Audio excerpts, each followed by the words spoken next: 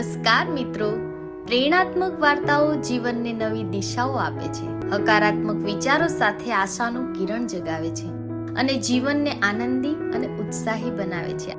આવી જ એક સુંદર મજાની વાર્તા આજે આપણે સાંભળીશું.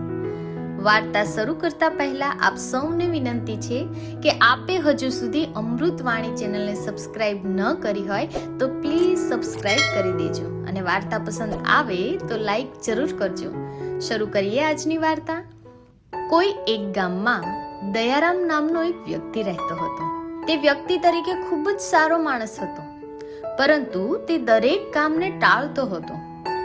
દયારામ એવું વિચારીને જીવતો હતો કે જે કંઈ પણ થાય છે તે નસીબથી થાય છે, આથી તે મહેનત કરતો નહીં. સમય પહેલા અને નસીબથી વધારે કોઈને મળતું નથી એવી તેની દ્રઢ માન્યતા હતી. આ માન્યતાના કારણે તે ખૂબ જ આળસુ બની ગયો હતો. એક દિવસ તેમના ઘરે એક સાધુ આવ્યા. દયારામ અને તેની પત્નીએ સાધુનું ખૂબ જ આદર સન્માન કર્યું. જતી વખતે સાધુએ ખુશ થઈને દયારામને કહ્યું, દયારામ, તું ખૂબ ગરીબ છો. હું તને એક ચમત્કારિક પારસ પથ્થર આપું છું. આ પથ્થરને કોઈ લોખંડ સાથે ઘસતા લોખંડ સોનું બની જશે. 7 દિવસ પછી ફરી હું તારા ઘરે આવીશ અને આ પથ્થર લઈ જઈશ. આ દરમિયાન તું જેટલું ઈચ્છે એટલું સોનું બનાવી લેજે, જેથી તારી ગરીબાઈ દૂર થઈ જશે. દયારામે પારસ પથ્થર સાધુ પાસેથી લઈ લીધો. સાધુ ત્યાંથી ચાલ્યા ગયા.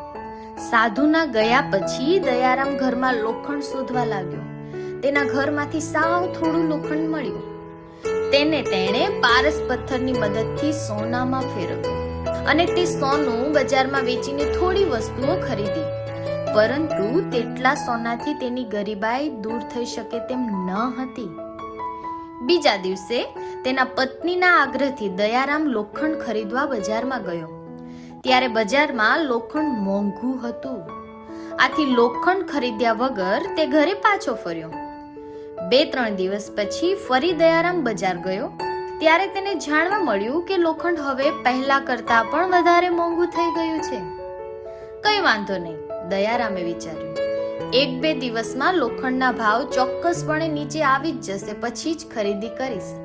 પરંતુ લોખંડ સસ્તું ન થયું અને એમને એમ જ દિવસો પસાર થઈ ગયા.